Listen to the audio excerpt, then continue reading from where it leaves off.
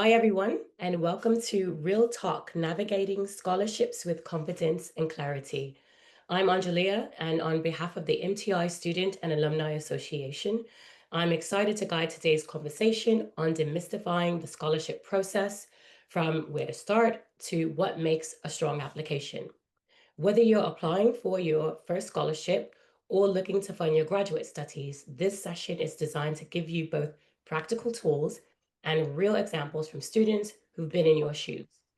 Joseph, why don't you tell our guests what's in store for them today? Sure thing, Angelia. So here's what we'll cover today. We're going to start off by hearing from some representatives of three major scholarship organizations, starting with the California Transportation Foundation, or CTF, with Marnie Primer, the Women's Transportation Seminar, WTS, with Lizette Zavala, and the Conference of Minority Transportation Officials, or COMTO, with Midria Clark. And after that, MTI's very own Dr. Len Lira will share some insight on the importance of letters of recommendation and building relationships with both professors and leadership, wherever you are in your academic or professional career. And we'll wrap up with some closing tips, links, and a closing Q&A. So feel free to jot down any questions you have along the way. And for those who are new here, we're really happy to have you, and we welcome you. This event is hosted by the MTI Student and Alumni Association, and now I'll turn it over to Janan and Diamond, our secretary and treasurer, to share a bit about who we are and what our organization does at San Jose State. So here's a quick look at who we are. The MTI Student and Alumni Association exists to support the professional development of students in the transportation programs at San Jose State University. We host events like this one to connect current students, alumni, and industrial professionals, creating opportunities for mentorship, networking, and leadership that extends beyond the classroom. And I want to take a moment to recognize our 25-26 executive board. At president, we have Angelia. As vice president, we have Joseph, Janan as secretary, and myself as treasurer. Each of us not only lead in our association, but also exemplifies what today's conversations is about. Each of us has earned a scholarship or fellowship that supported our studies. Our experiences show that these opportunities are within reach when you approach the process with clarity and confidence. Exactly what we're here to help you with today. Joseph, why don't you introduce our first speaker? Thank you, Diamond. So to kick things off, we're going to be starting off with some perspectives from one of the most well-established organizations supporting students in transportation across the state of California. That is CTF, the California Transportation Foundation. So please welcome me in joining Marnie Primer, who will be sharing some insights on the types of scholarships the CTF offers, what they look for in applicants, and some practical tips for putting your best foot forward. Marnie. Thank you so much, Joseph, and thank you very much for MTI for having me. Really appreciate the opportunity to talk with your members and students about CTF. Just a brief history of CTF. We were founded in 1988 by the gentleman you see here, Heinz Heckeroth. He was a former chief deputy director for the state of California Department of Transportation, and he was a longtime transportation employee and really just loved the Caltrans community and wanted a way upon his retirement to both stay connected and to give back to the community that he held so dear. So he established the California Transportation Foundation, or CTF, with a simple mission: recognize, remember, and educate.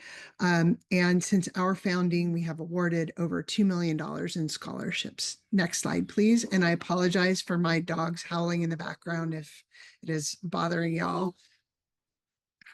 Never fails. Hold on.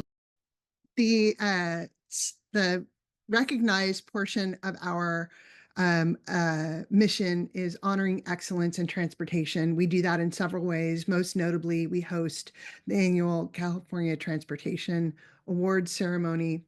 We have 18 different top honors that are awarded, as well as the Person of the Year, Elected Official of the Year, Project of the Year and Organization of the Year. We just opened nominations last week for programs and projects that are complete in 2025. Those will be due no later than March 20th. And certainly we are always open to hearing about individuals and projects and programs that are representative of the excellence in the transportation industry. Next slide, please. In our Remember mission, we have several different ways that we come alongside and support families of transportation workers.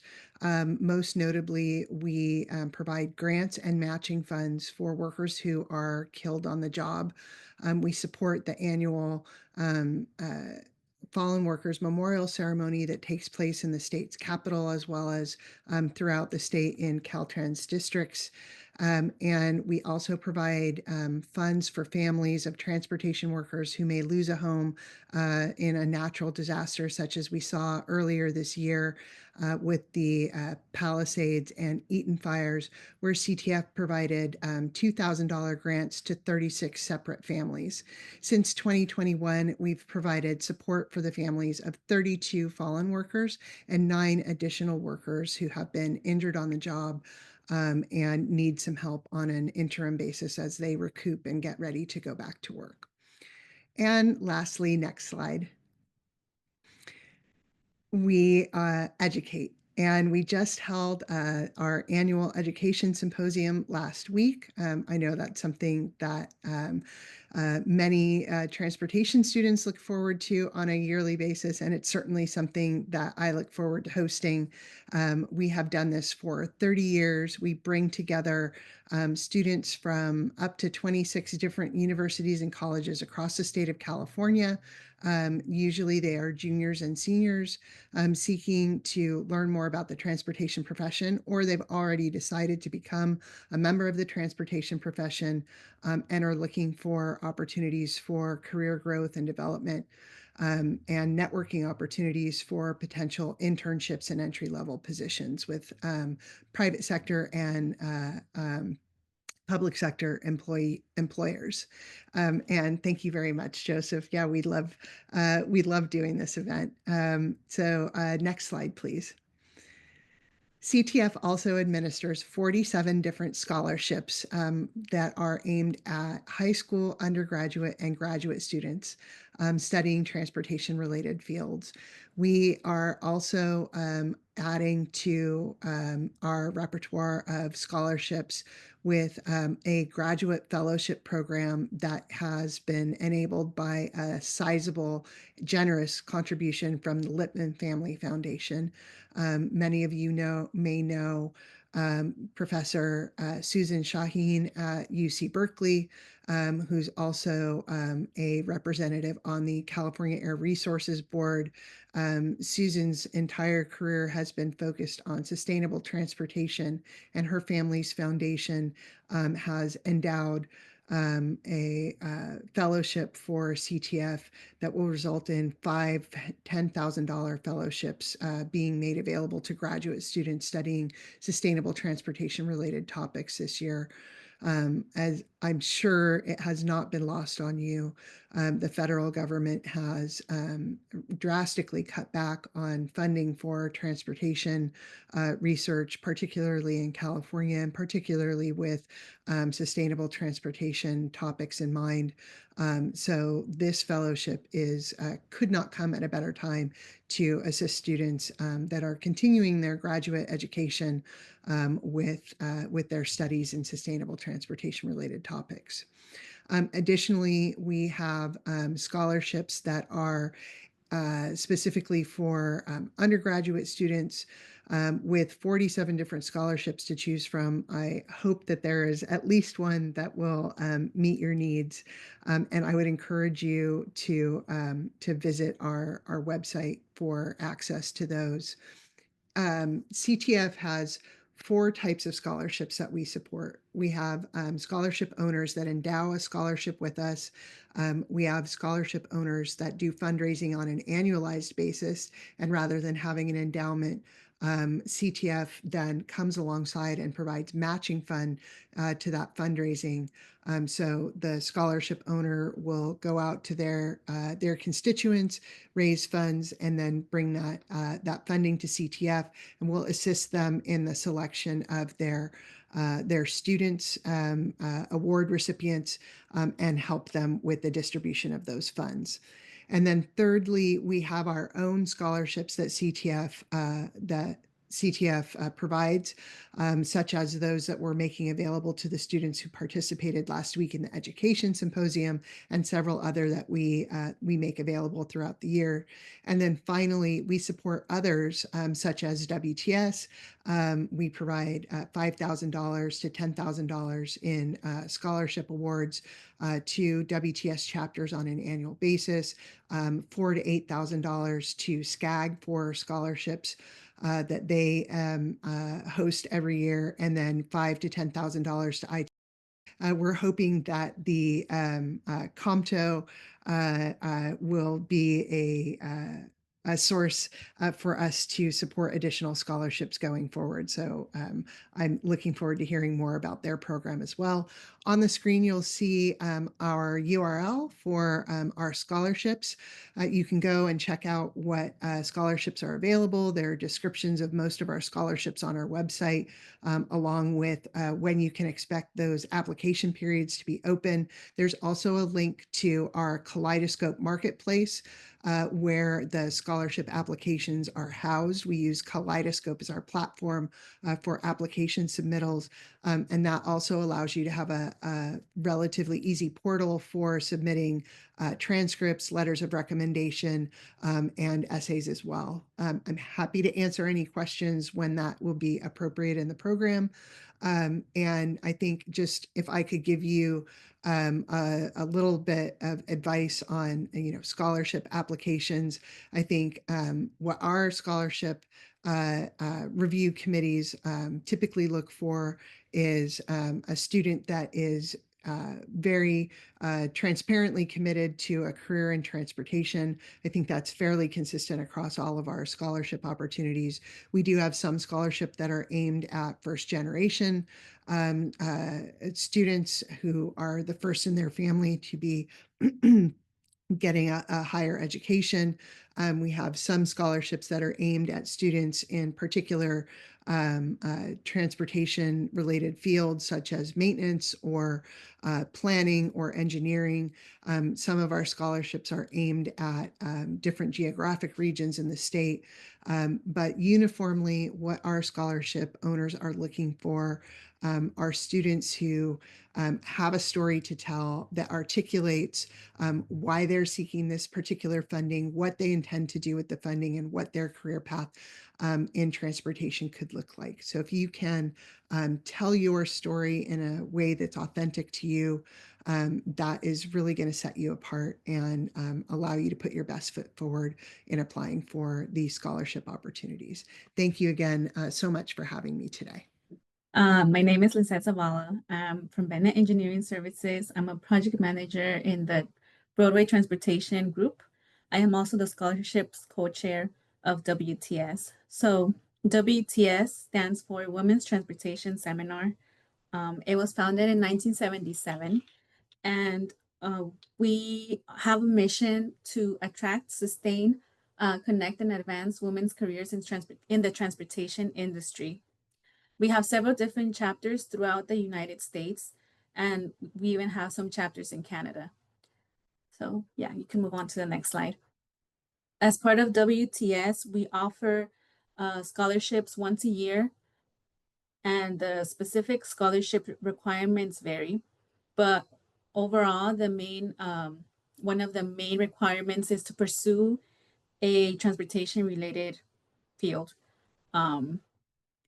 There are several different levels of scholarships. You could see right here that we have two that are for graduate, two undergraduate, one trade school, and two for current high school seniors. We have the amounts vary. As you could see, there's two different amounts, the Sacramento chapter and the international. So the winners of the Sacramento chapter get submitted to the international level, and you have the opportunity to win again at the international level. Last year, we had 2 students, and it was really fantastic to see them win again at the international level because you could see it could add up. um, so this year we'll be distributing about $34,500 in scholarships at the Sacramento chapter level.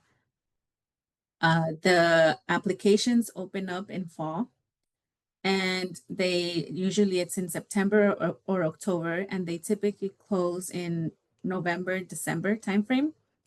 Right now, the applications actually just closed in November 3rd. So if you're interested in applying, make sure that you follow us on social media, where we have advertisements of the scholarships, events, when the scholarships get released, and I also put a link to our website.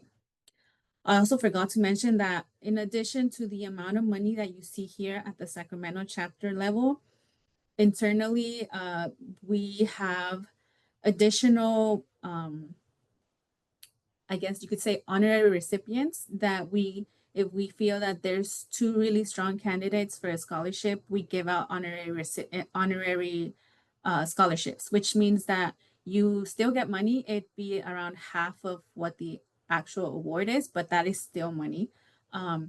You get more of a chance to win a scholarship. So you can move on to the next slide. So in terms of the criteria, I have several tips. I have been part of the review. I have been a reviewer in the past, and right now I'm currently the co-chair, so I'm the one organizing everything. But I do have some feedback. As far as the criteria, you want to make sure you meet the criteria. If it says that you need to have a 3.0 GPA, and you have a 2.4, the likelihood of you getting that scholarship is not high because the criteria says 3.0. Make sure that you include all the attachments, which includes letters of recommendation and your transcripts. Make sure you highlight your goals. One of the scholarships that we offer focuses a lot on leadership. So the best way to highlight that leadership is in your personal statement. So make sure that you look at the application, make sure that you hit all the points that the application requires. That's going to make your application strong. Be organized and timely. Transcripts and letters of recommendation take time. You can't request one and expect it to be complete within 2 days or so. It takes time, it takes effort. So I would suggest at least 2 weeks in advance to request the letters of recommendation and transcripts. Also ask questions throughout the application process. The earlier you do it, the more you have time to reflect and see if you have any questions. Recently, we had a student ask a question about the application in itself, because we require the applications to be submitted as a whole, like one single file PDF. And she couldn't do that because in her school, they didn't allow her to get the letters of recommendation sent to them. They had to be sent directly to the site.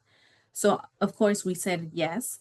They sent it to us, and we were on the lookout to see to make sure that we were able to link those 2 together, and that worked out great, because if not, it would have just been an incomplete application, and all that effort would not have been good.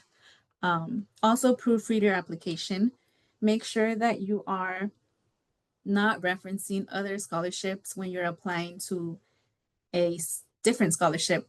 I have had scholarships that refer to a different scholarship when they're applying to WTS, and that doesn't look good on your side, because it shows that you're not paying attention, that you're not proofreading your work. So it's better to be generic in that instance rather than being specific and wrong. but it's actually even better to just proofread and aim your application to the right organization. Also, submit a complete and on-time application. And I want to specify on time because it's unfair to have a late application be reviewed at the same time as the other applications that got submitted on time. So make sure that you submit on time. Additional tips that I have are to make your application flow easily.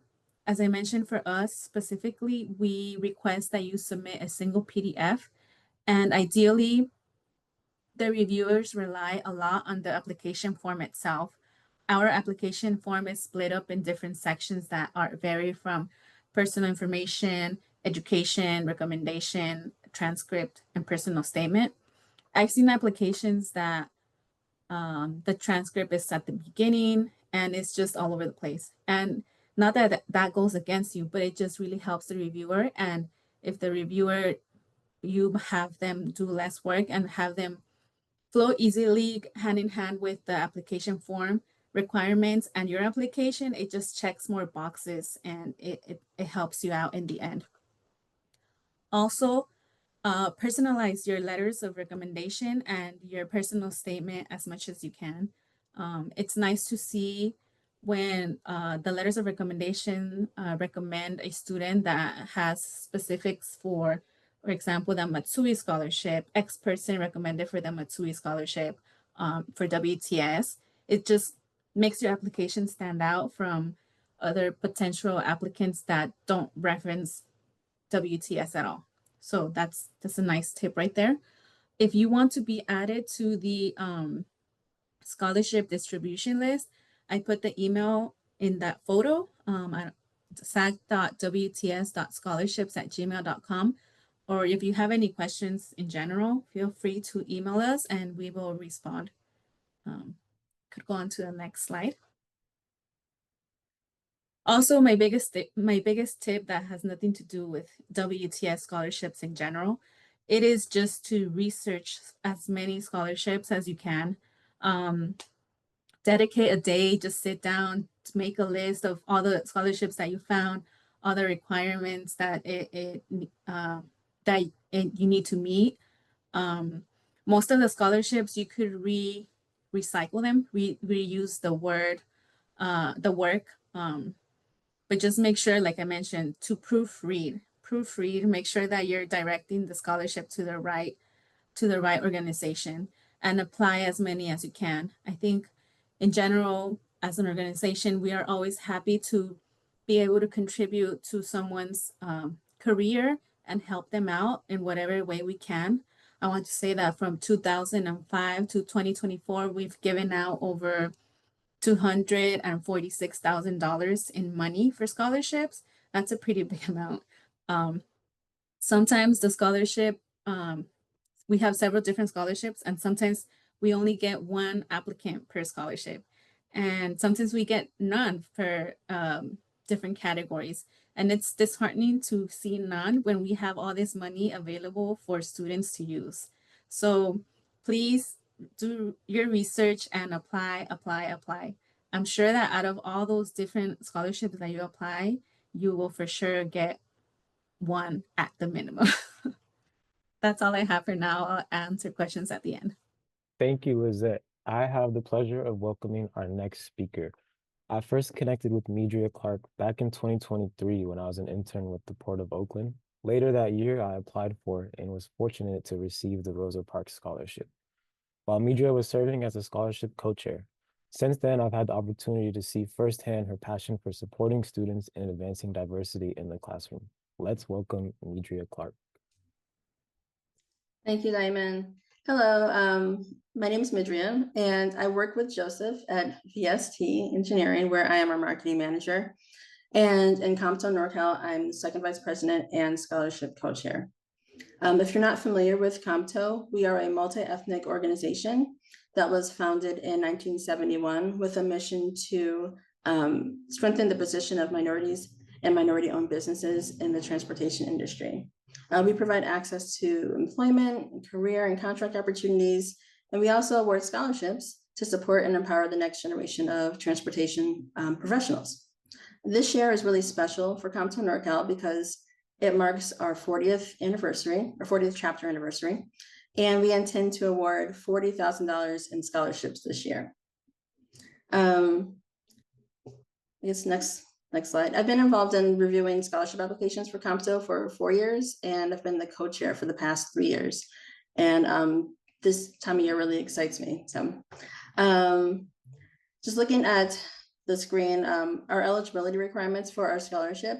Our program, we award scholarships to undergraduate and graduate students who are US citizens and reside in or attend school in Northern California. We also look for students who demonstrate an intent to pursue a career in transportation, are committed to improving the local community, and you must have a grade point average of 2.0 or above, or we will not consider the application. This year, our application period has already closed. It closed on October 17th, but we usually start in early September and go for about 6 to 8 weeks with an open application. And our scholarships are awarded annually at our annual gala, which this year is on December 5th at the Oakland Marriott. And we hope that you can join us. I can share more information about that. If you are interested in scholarship program in general, I've provided the website at the top of the slide. So comtonorcal.org/scholarships. A little bit more about the awards. We have different levels of awards, and the award amounts will vary depending on how much we get in sponsorship. But we have the Rosa Parks Award that Diamond won a few years ago. Then there's Curtis Green, Sharon Banks, and these are named after important officials in transportation, or people that have been important in the transportation industry. The Shirley Douglas Chapter Award was named for one of our members who passed away a few years ago, and she just was so influential in our chapter, supported all of our activities, and was a good mentor, and also supported our scholarship program. And then we have the Norma Mineta Graduate Student Awards. We give out 2 of those each year, and those are actually sponsored by MTI. So thank you for that. Again, the number of awards vary as well. If you can go back, well, yeah, depending on how many applications we get.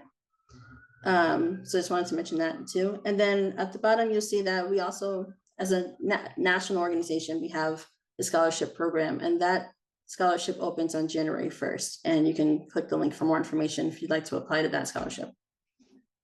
Next slide. So as far as our application materials and how we score those, 10% of the score goes to your completed application form. And there's a question on there that specifically relates to your engagement in the community that is very important for you to answer. There's also usually most of the scores are related to the essays.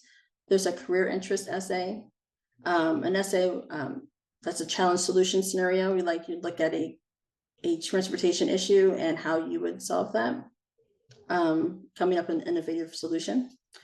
We have a financial needs statement, your GPA and transcript, resume, and then 2 letters of recommendation, which I know will be discussed later on, the importance of those. Again, application materials will change each year. So really make sure you look through the whole application. We received a few applications this year that, one from a high school student, not eligible because they're only eligible is for undergrad and graduate students. And we had to change some of the criteria this year also because of some of the DEI executive orders. So that changed the application itself as well. So just make sure every year you read through the application to see if anything has changed and just follow what is in the current application. So what we're looking for that isn't on the application is really, again, I mean, this is on there, but looking for a demonstrated path and a career in the transportation industry. You don't have to be an engineer or planner. You can study business, communications, but just showing that you have an interest in working in transportation. Also, involvement in community activities. especially COMTO. You don't have to be involved in COMTO, but it definitely gives you a leg up if you are. And a clear demonstration of financial need. We found that a lot of people have the same financial need. Basically, like, we want to be able to focus more on school than having to work extra, things like that. So if there's something else that you can say besides that, or something very specific about your financial need that you can mention, that would be helpful. Again, being part of COMTO is not required, but if you would like to join, student membership is free, and there's a link to membership on the slide there. Next slide. So helping students with their college and, with their college and scholarship essays is like really one of my passions. And so I'm really excited about this part, sharing these important tips. So I have be clear, be concise, be compelling. Be clear means be as specific as possible. Well, actually, let me back up. First, answer the question, answer the entire question. Some questions have multiple parts to them, so you want to make sure that you are answering each part of the question. You can start by just simply like mimicking back what the answer based on the question, so that you make sure that you actually use the language that's in the question to answer it, you know. Also provide specific details. I know that when we were looking at scholarship applications this year, we saw people that were involved in activities, but if you can be more specific, like instead of saying I was involved in COMTO, say I served as scholarship co-chair of COMTO for 3 years, because that shows specifically what your involvement was, and someone can score you higher for being with that level of detail. Concise. Use as few words as possible. A lot of scholarships have word counts, and something I've noticed is that people who speak American English tend to use more words than they need to. For example, well, I gave this example, I came to the realization that you can just say I realized, but there are also just other words that you can use if you use a thesaurus that can really help cut down your word count, so that you can pack more into your response. So I would say definitely use a thesaurus, and definitely make sure that you're having someone else review your application as well, so they can also help you be more concise. And then finally, be compelling. Using personal anecdotes and personal experiences is very important to help you stand apart in your essays. But just make sure you don't go overboard. When I was when I was reviewing scholarship applications this time around, I saw some people who just like front loaded the response with their personal story, and they didn't even get to answer the question. So make sure that you answer the question first, and then supplement your answer with your personal experience, so that you make sure you're answering the question and also being concise, but also providing that personal anecdote. So those are tips. I mean, I probably have way more, but this is what I'll leave you with today. And I hope that you're able to apply for our scholarship next year, or at least look at the COMTO National Scholarship as well. Thank you. Thank you, Mitria. An important part of any scholarship application is the letter of recommendation. It can really strengthen your packet by giving reviewers insight into your character, your work ethic, and your potential. Last year, we had Professor Franny Edwards share the faculty's perspective on writing those letters and what makes a student stand out. This year, we're joined by Professor Lynn Lira, who teaches leadership and management of transportation organizations here at MTI. Professor Lira will share what faculty consider when writing recommendations and how students can make the process smoother and more meaningful for both sides. Professor Lira. Thank you, Angela. Can everybody hear me? Good. So thank you, everybody, for asking me to provide my comments on this. I've been writing letters of recommendations for students for quite a while. If you could go to the next slide. The main emphasis I always make in giving advice on asking for letters of recommendation is to develop a relationship. You don't have to be best friends with your faculty members. You can make that through thoughtful participation in class, submitting high quality work, engaging with your faculty outside of the class time, or working with them on research projects, etc. It's also, I know that our program is online and it's mostly by Zoom, and you have faculty who are all over the place. Communication through email and messages and follow-ups are always important. And then also demonstrating, your participation with working with your other colleagues and your other peer students inside of the classroom as well. A couple of points to raise, and then I'll offer up for questions is, ask early. I know that one of the previous speakers said, get, at least 2 weeks out. I would say even further for our particular faculty. Many of our faculty have full-time jobs elsewhere and sometimes have consulting positions, and so 3 or 4 gigs. 3 to 4 weeks, I think, is suitable. This allows them to put it into their sequence of work and schedule it so that they can have the time to craft a good letter of recommendation for you. The other thing too is when you're applying for a scholarship, make sure you're specific about why you're applying, what qualities or experience you want us to highlight in that letter of recommendation, what the scholarship is for, and how your experience you think connects to what the scholarship committee would be looking for. Also, let us know how you want us to submit it. Should we submit it straight to you? Should we submit it to them? I have had recommenders who would do the same thing that the previous speaker said, and they would only submit it to the organization requesting it. You need to ask what the recommender is comfortable with. Some recommenders that are high visibility have had instances where their letters may have been used for other scholarships or other things that they did not want them to be used for. So it's always good to ask if they're okay with submitting it and giving it to you or them. I always give my draft over to the requester as well, so that they can review it and make sure that I'm highlighting it the way that puts them in the best light. You can always ask them if they're comfortable doing that. Many recommenders will be. I know I am. Also, it's helpful to provide the material that you want them to be able to review. They do have your coursework, and I know when I get a request for a letter of recommendation, I'll go back to Canvas, I'll see what grade they made, I'll look at the work they participated in, the discussion boards, but it's helpful to see if you have a personal statement that you've written for the scholarship, a resume, or something generic. You don't necessarily have to write the recommendation and you shouldn't write the recommendation for the recommender, but providing bullets or things you want them to highlight or identify would be helpful.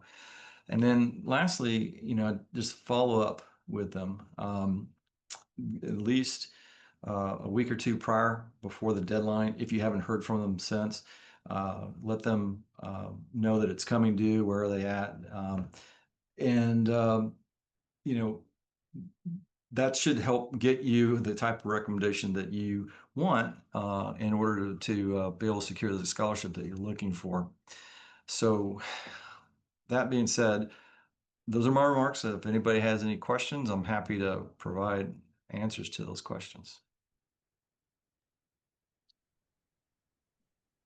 Thank you, Professor Lira. I actually took Professor Lira's leadership class last year and often still reflect on my personal leadership development plan, especially on how I can improve institutional awareness within transportation and building better relationships. Okay, let's get into the part that makes or breaks most applications, the details. These tips come straight from real experiences, including ours and those of scholarship reviewers. On the do side, follow the directions carefully. It sounds simple, but missing one attachment or even going over the word count can disqualify you. Start with your program or university, MTI, SJSU, and even your local community. Even your local community often have opportunities that don't get enough attention. Be specific in your essays, tell your story, and make clear why transportation matters to you. Remember, once you've crafted a solid personal statement, save it. You can probably use it later or for other applications. One more tip, and I'm sure you've heard this a lot, request your letters early. Give your recommenders enough time and context to make it count. As far as don't Don't go over topic or over the word count. Keep your responses focused and concise. Don't forget to proofread. It never helps to have another set of eyes look, and it shows more professionalism. And finally, don't assume you're not qualified. Apply anyways.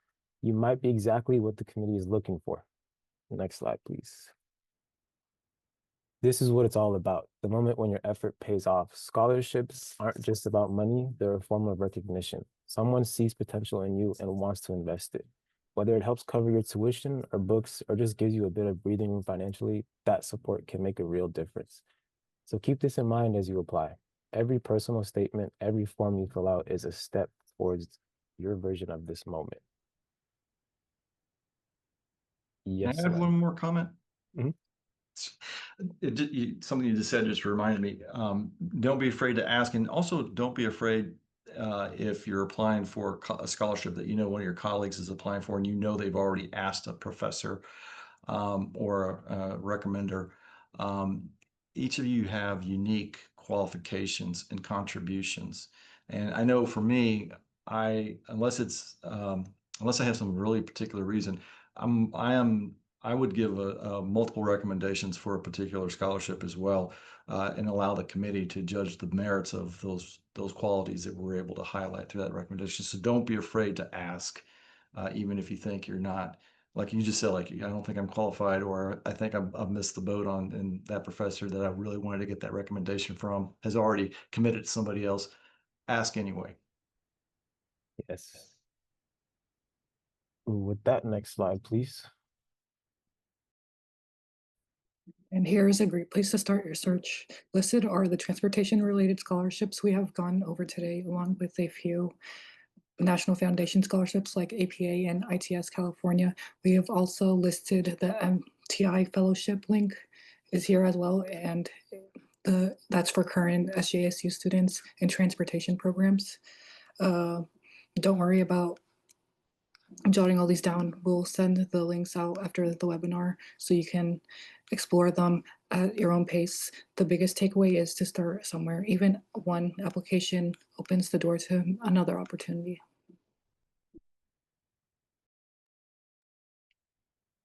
Awesome. Thanks, Janan. All right, before we wrap up, let's take a look at what we have ahead for the MTI Student Association. We will be continuing this Real Talk series in 2026.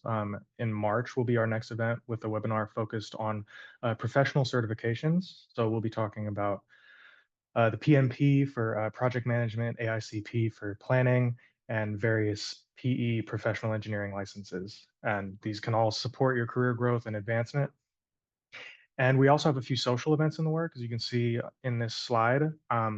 I'm really excited for the Salesforce Tower Tour. We're going to go check out the northern terminus of the California High-Speed Rail project in San Francisco, and the train box, which is already there. So that's going to be an awesome event. If you are not signed up, you should check it out. We also have a couple of other events coming up. We're trying to reach out to some of our SoCal MTI people as well, like Angelia. And yeah, these gatherings overall are just a super great way to connect with people who have been exactly where you are now, to talk about scholarships with them. And they're all really eager to help you take the next step. And we hope to see you at all these events. So be sure to reach out if you have any questions or if you would like to get involved. And with that, we'd love to open it up for questions with our experts. Feel free to drop your questions in the chat or unmute yourself. We want this to be as conversational as possible. And while we give you a moment to type, I just want to thank our guest speakers, Marnie Primer from CTF, Lizette Zavala from WST, Midria Clark from COMTO, and Dr. Lynn Lira for sharing their time and insight today. Thank you for joining us, investing this hour in your future. Remember, every application you submit gets you closer to the yes, so keep your materials ready, stay persistent, and don't hesitate to reach out if you need any guidance. As we close today, let's carry forward the spirit of CTF to recognize the brilliance that shines in each of you. Remember those who paved the way and made this path possible. and to educate, not just through books and lectures, but through stories we share, the challenges we overcome, and the communities we lift as we rise.